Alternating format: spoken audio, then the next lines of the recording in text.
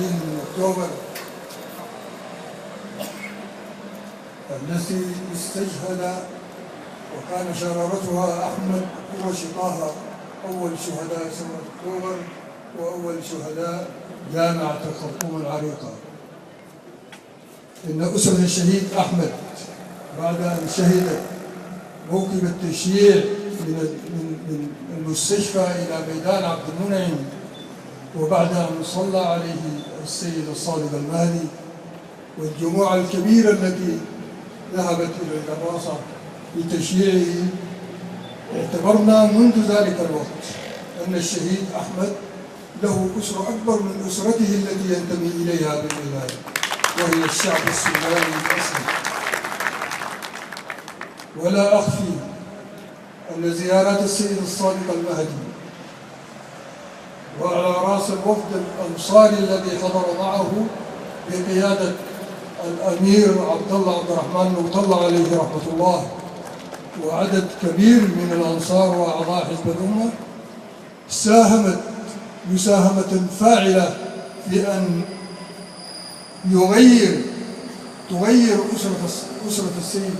أسرة أحمد القرشي انتمائها السياسي من الوطن الاتحادي إلى حزب الأمة. وكان ذلك في عام 1965 في شهر يناير، في يناير 1965، حيث بايعت الأسرة السيد الصادق المهدي على حزب الأمة، وقال له الوالد بالحرف: نحن تيجانية ولكننا نبايعك على حزب الأمة كمبايعة الأنصار بالأنصارية، ومن يومها فنحن حزب الأمة.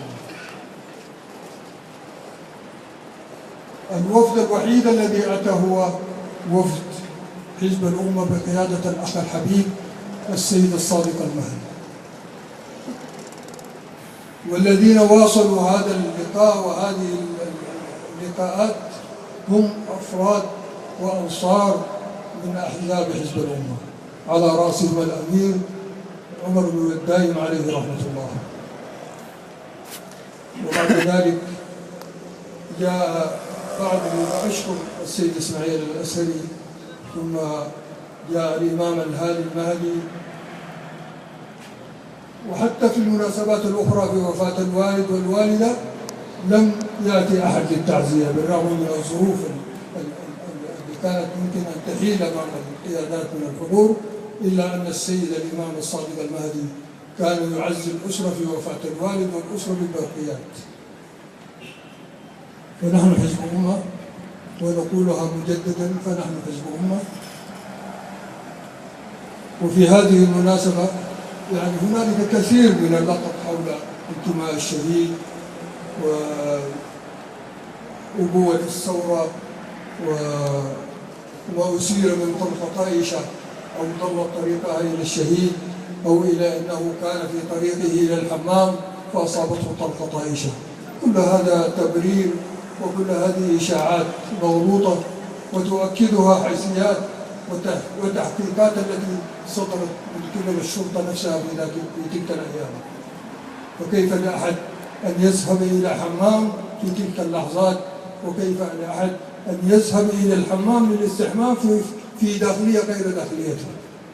الشهيد أحمد كان يسكن داخلية الدندل، لمن يعرف الداخليات في ذاك الوقت، كان يسكن داخلية الدندل، وأصيب بطلقة الرصاص في داخلية الصلوات، فكيف له أن يكون ذاهبا إلى الحمام؟ بيان الشرطة، بيان وزير الداخلية في ليلة 22 من أكتوبر، يوم الخميس ثاني يوم من أكتوبر، يقول إن ضابط الشرطة أمر بإطلاق الرصاص. اعتراف منه وزير الداخلية بالإنابة يقول إن ضابط الشرطة أمر بإطلاق الرصاص، فهذا تكون طلقة طائشة. على العموم أقدم لكم بنتي برضو منى عبد المدعاء القرشي لتلقي الضوء على بعض الأحداث ولتساهم الجزء في هذه الليلة المباركة، مع تحياتنا وأمنياتنا بالتوفيق والنجاح للأخ الحبيب السيد الإمام الصادق المهدي. وأعتقد أن موقفه الآن مستقى من عبر ودروس ثورة أكتوبر وما جاء بعدها، وهو موقف سليم وصحيح نعتز به ونفتخر به. والسلام عليكم. نيابة عن أسرة الشهيد الغرشي، وليس نيابة عن أسرة الشهيد الغرشي فقط، ولكن نيابة عن كل الشباب في سني وعن كل الشابات وعن كل أبناء جيلي، أشكر السيد الصادق المهدي، وأشكر حزب الأمة، وأشكر كل إنسان يتذكر ثورة أكتوبر. ربما أعرف مثل ما يعرف كل أبناء جيلي عن ثورة أكتوبر كما قرأوها في كتب التاريخ، سواء كان في المقرر السوداني أو في مقررات الدول العربية أو كما سردها التاريخ. ولكن حالفني الحظ أن سمعت عن ثورة أكتوبر من والدي من بقية أسرتي، وحالفني الحظ أكثر أن سمعت عن ثورة أكتوبر من السيد الصادق المهدي شخصياً عندما أعطاني معلومات لم أسمعها من قبل. أود أن أتحدث عن جزء بسيط في ثورة أكتوبر. 49 عاماً مرت على ثورة أكتوبر، ولا يعرف أغلب الشباب عنها سوى أنها ثورة مرت في تاريخ السودان فقط لا غير. بعضهم لا يعرف من هو الشهيد الغرشي حتى، قرأه في كتب التاريخ ولم يعرف من هو الشهيد الغرشي حتى. كل ما أرجوه من السيد الصادق المهدي ومن كل شخص قرأ أو سمع أو يعرف عن ثورة أكتوبر أن نمد أيدينا جميعاً لنوثق لهذه الثورة. الشهيد الغرشي مات من أجل السودان، الشهيد الغرشي مات من أجل أن نكون دولة واحدة، لا أن نكون شمال وجنوب، ولكن أن نكون دولة واحدة. الشهيد الغرشي مات وهو في شبابه، وأنا هنا أتمنى لو كنت شهيدا غرشي جديد، وأتمنى أن أكون شهيدا غرشي جديد.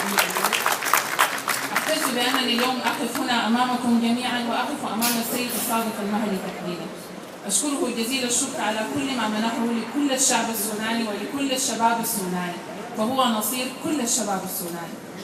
أتمنى أن يعلم الشباب من هو الشهيد الغرشي، أتمنى أن يسير الشباب في نفس ركب السيد الصادق المهدي، ركب الشهيد الغرشي، وركب كل الآباء وكل الأمهات. أشكركم جزيل الشكر مجددا، وأشكركم نيابة عن كل أسرة الشهيد الغرشي لهذا اليوم الذي أفتخر به بمعنى كلمة أفتخر به. شكرا لكم.